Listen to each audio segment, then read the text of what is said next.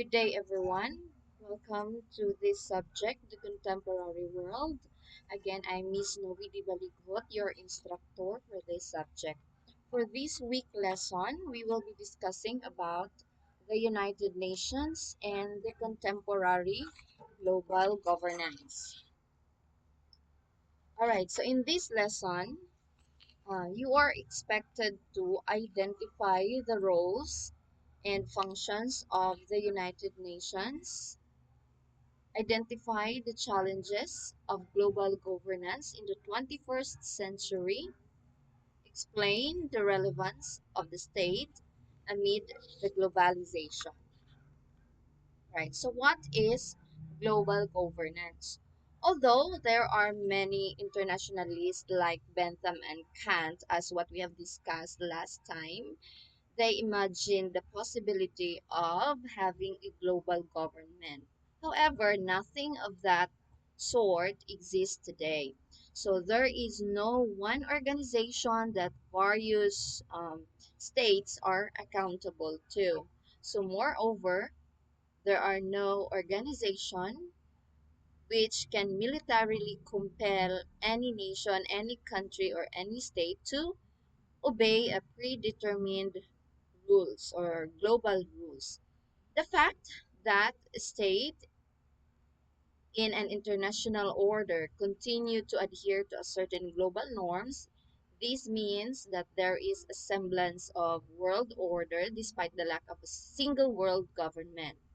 So this global governance refers to the it is a movement towards political cooperation among transnational actors aimed at negotiating responses to problems that affect more than one state or more than one country or one region. So it refers to the various intersecting processes to create order or global order. So institutions like United Nations, International Criminal Court, World Bank, and the like are some of the examples of international uh, international governmental institutions or organizations, which is sometimes referred to or an example of a global institution of global governance. All right. So there are many sources of global governance. No? Sometimes states or countries sign treaties and form organizations. So this is in the process of legislating public international laws or international rules that govern interaction between states, as opposed to say like private companies. So these international non-governmental organizations or NGOs, though they are not having a state power, however, they can lobby individual states to behave in a certain way. So, for example, an international animal protection group or NGO can pressure the government to pass an animal cruelty laws. So, meaning to say, they can lobby the different states to behave in a certain way or like passing laws. Another one is powerful transnational corporations or companies can likewise have tremendous effects on global labor laws or environmental legislation and trade policy and the others, no? So even ideas such as the need for global democracy or the clamor for good governance can influence the ways international actors have. So, in this lesson, we will examine how this global governance is articulated in the intergovernmental organizations or the NGOs, and primarily we will be focusing on the one of the international organization, which is the United Nations, since this is the most prominent intergovernmental organization until today. All right. So, what is international organization or what they call IOS? So, when the scholars refers to group like the United Nations or institutions like International Monetary Fund and the World Bank, Organization for the Security and Cooperation in Europe or OSCE, Bank of International Settlements or BIS, Council of Europe, International Labor Organization or ILO, and International Criminal Police Organization or Interpol and many more. No? They usually call this as international organizations or IOs. No, there are still lots of IOs as what you have seen in our illustration. So these IOs uh, are sometimes considered as or referred to international intergovernmental organizations or groups, which are or usually these are made up of different countries or member states, right? And the according to IOs can thus become influential, no? International organizations are influential as independent organizations.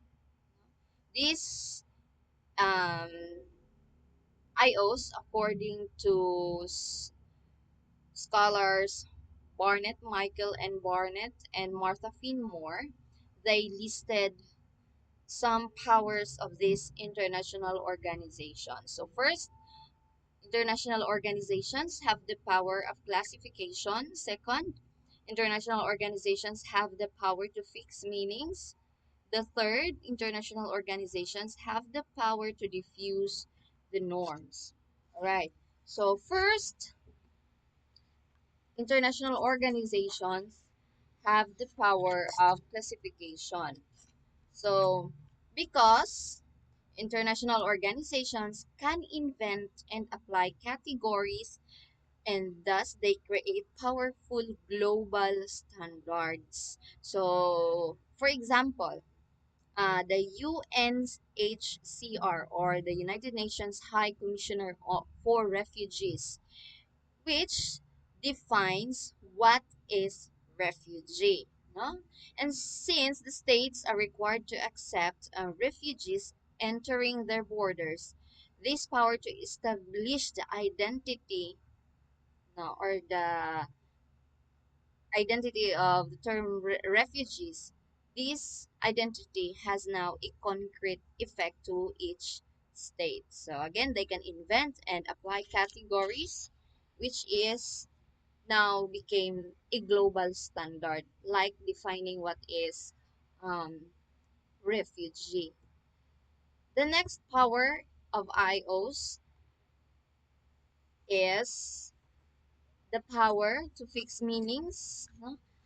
This is a broader function related to the first power of international organization, which is the power of classification. So, various terms like security or development need to be well defined. So, state or organizations and individuals view international organizations as legitimate sources of information. So, as such, the meanings they create have effects on various policies or international policies. For example, recently the United Nations has started to define security, which is not just for the safety for military violence, no? So, but also safety from environmental harm. Right. The next power is, lastly, international organizations have the power to diffuse norms. So, what are these norms?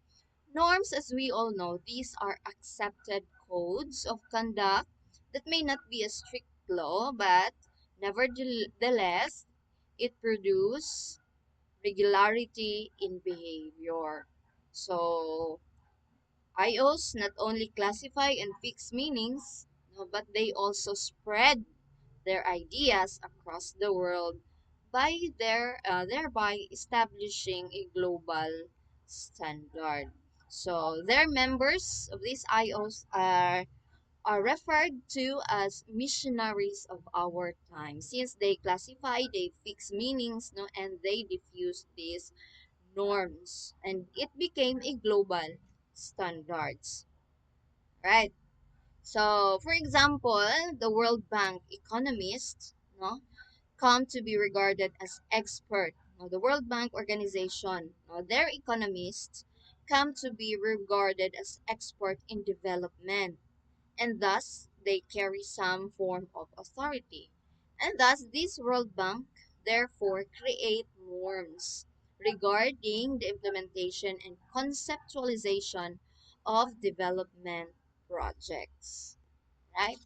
So now, uh, having examined the power of these international organizations, no, um, the spotlight will now focus on the most prominent international organization.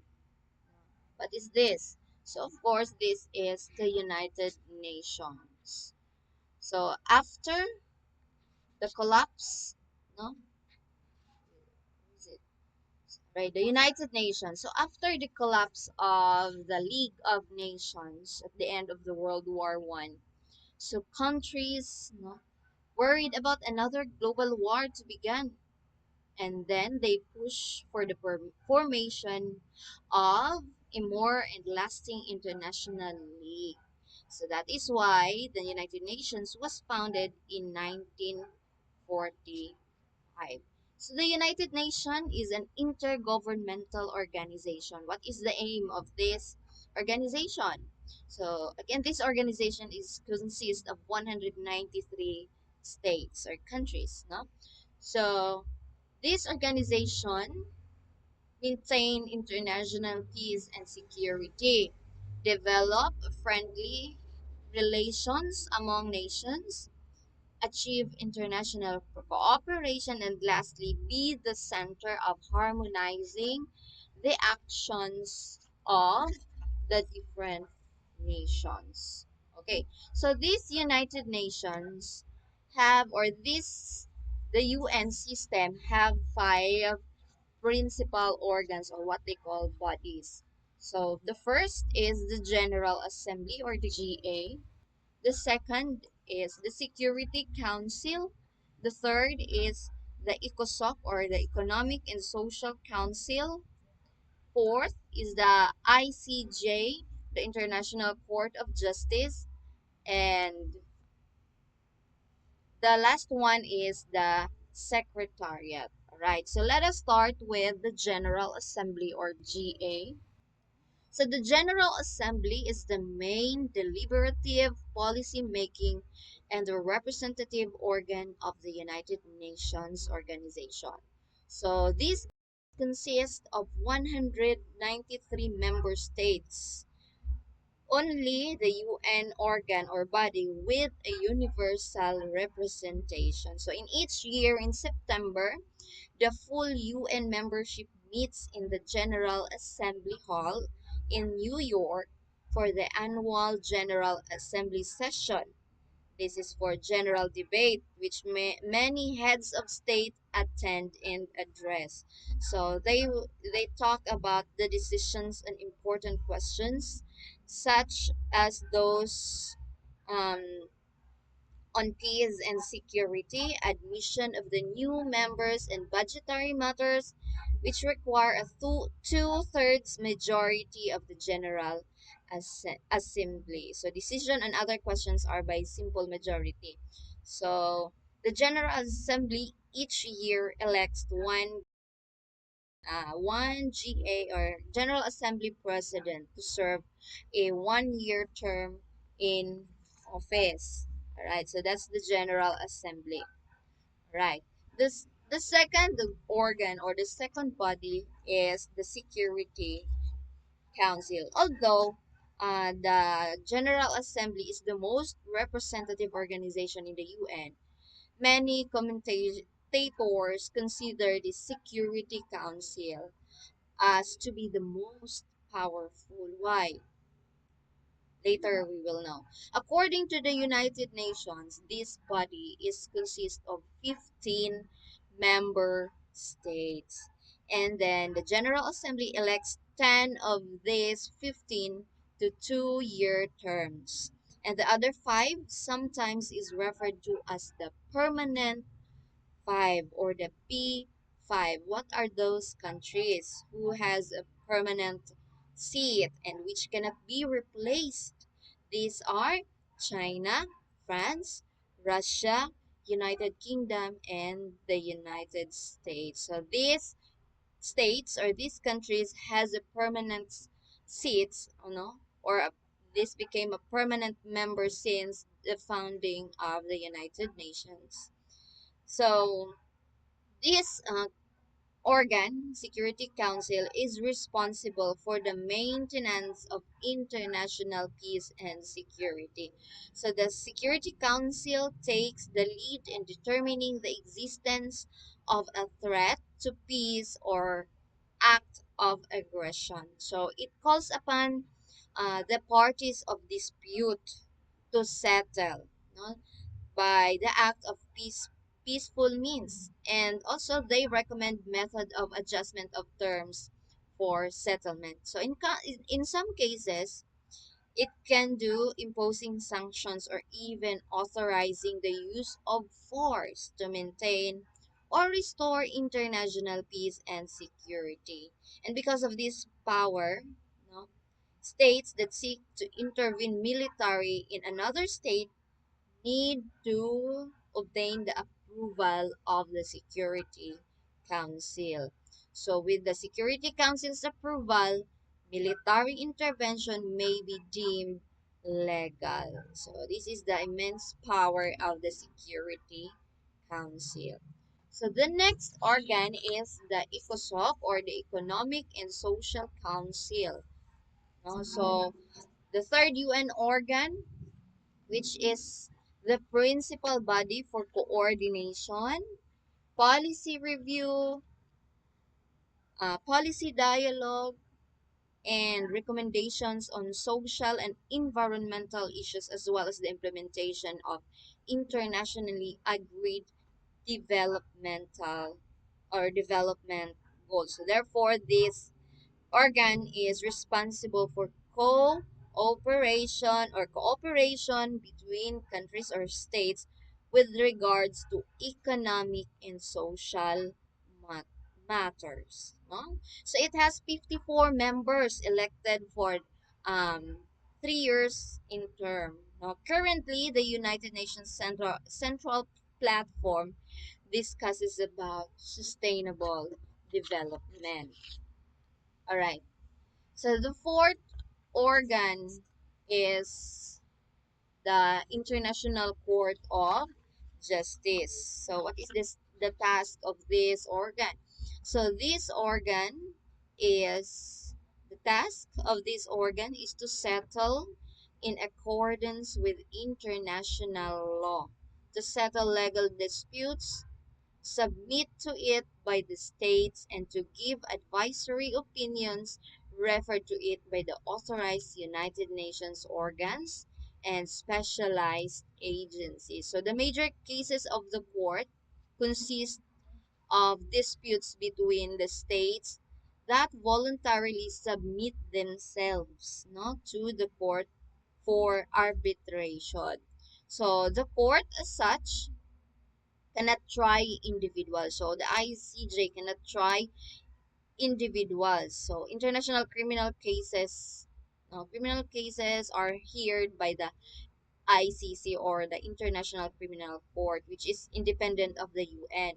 So the court cannot try individuals, and its decisions are only binding when the states have explicitly agreed to place themselves before the court's authority. Right? So the Court of Justice, no, may enforce the rulings of the International Court of the Security Council may enforce the rulings of the International Court of Justice. but this remains subject to the P5's veto power. So it still depends, or the veto power depends on the powerful five countries. So they render judgment by relative majority, and it has 15 judges, which are elected by the UN General Assembly for a 9-year terms. And did you know that in 1960s, Filipino played a significant role in the creation of human rights arbitration rules in the United Nations? So this was in 1960s when a diplomat Salvador P. Lopez was the chairman of the United Nations Commission on Human Rights, or UNCHR. So Lopez, with the other Filipino citizen, helped decide the system whereby any citizen of any state or any country may petition the United Nations to look into human rights violations in a certain country. So this still exists as of today. Now, human rights therefore are not foreign. So these are not foreign impositions in our country because they are part of our national heritage. Okay. Finally, the UN Secretariat, the last organ of the United Nations, which is consist of the Secretary General and tens of thousands of international UN staff members who carry out the day-to-day work of the UN as mandated by the General Assembly and the organization's other principal organ. So the Secretariat supports the UN bodies administratively. So, for example, in the organization of conferences, the writing of reports and studies and preparation of budget is done by the UN Secretariat, or this organ. All right? So, given the scope of the United Nations activities, the UN faces numerous challenges. No?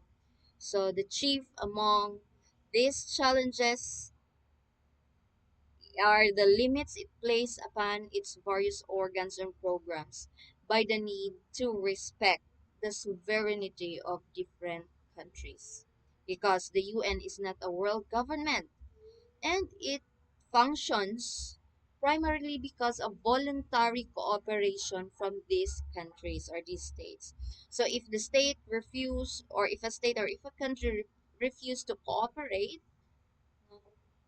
um, the influence of the United Nations organization can be severely circumscribed. For example, the UN Council on Human Rights send special rapporteurs to countries where there is an alleged human rights violations. No? If country does not invite or does not accept, no, this mechanism of the United Nations uh, is ineffectual. So the United Nations goal is fail to achieve its goal if a country does not cooperate. Right? However, the biggest challenge to the United Nations is the issue of security. As mentioned by the United Nations Security Council, is tasked with authorizing international acts of military intervention. Because of the powerful five countries' veto power, or the P5's veto power, it is tough for the Council to release a formal resolution. So this became an issue, for example, in 1990s when the United States sought to intervene in the Kosovo War. So what happened? A Serbian leader named Slobodan Milosevic was committing acts of ethnic cleansing against ethnic Muslims Albanians in the province of Yugoslavia, where hundreds and thousands of Albanians were victims of massacres, mass deportations, and international displacement. So, amid the systematic terror, members of the NATO, or the North Atlantic Treaty Organization, led by the US, they sought, no, they sought the Security Council's authorization to intervene in the Kosovo War for humanitarian grounds. However, two of the member of the five Ps, the China and Russia, threatened to veto any action. So, rendering the UN is incapable of addressing the crisis. So, in response to this, however, the NATO, led by the US, um, decided to intervene on its own.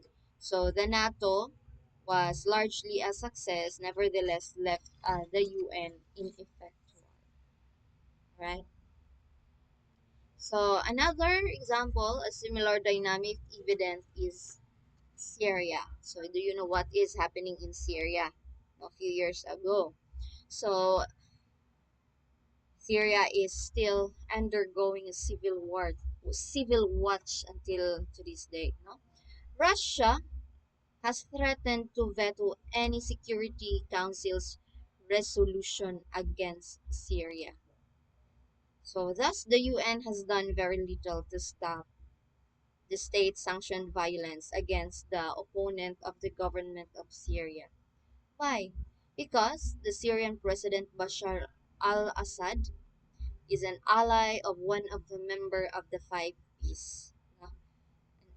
That is the Russian dictator Vladimir Putin. So the latter has shed away from any policy that could weaken the legitimacy of the former. And as a result, the UN is again ineffectual amid a conflict that has led to over 220,000 people dead and 11 million of these Syrian people displaced. So despite of this problem, so it remains important for the Security Council to place a high bar on military interventions. So the UN Security Council has been wrong on issues of intervention, but it has also made a right decisions. When the US sought to invade Iraq in 2001, US claimed that Iraq's Saddam Hussein has a weapon of mass destruction that threatened the world. However, the UN members, Russia, China, and France, were unconvinced and never vetoed any UN resolution for intervention, forcing the United States to just lead a small coalition of the willing with its allies. So it was then discovered that there were no weapons of mass destruction, and the invasion of Iraq has caused problems for the country and the region, which last until today. So today, UN or United Nations is helping the battle against presently COVID-19 pandemic. So on April 24, 2020, the United Nations, uniting with many partners, launches the Access to COVID-19 Tools Accelerator, or Accelerator. It is a global cooperation or collaboration to accelerate the development, production, and equitable access to new COVID-19 diagnostics and therapeutics and vaccines. And on March 1, 2020, the United Nations released 15 million US dollar budget from the Central Emergency Response Fund to help vulnerable countries battle the spread of COVID-19. And on March 23, 2020, um, the Secretary General called for the immediate global ceasefire in all corners of the world, right?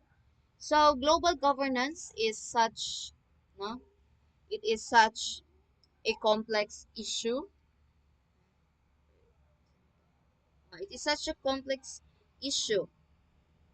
Um, so these lessons only focus on the international organizations or the United Nations in particular. So international organizations is highlighted because they are the most, or the, for example, the United Nations is the most visible symbol of global governance. So the UN is the closest to a world government.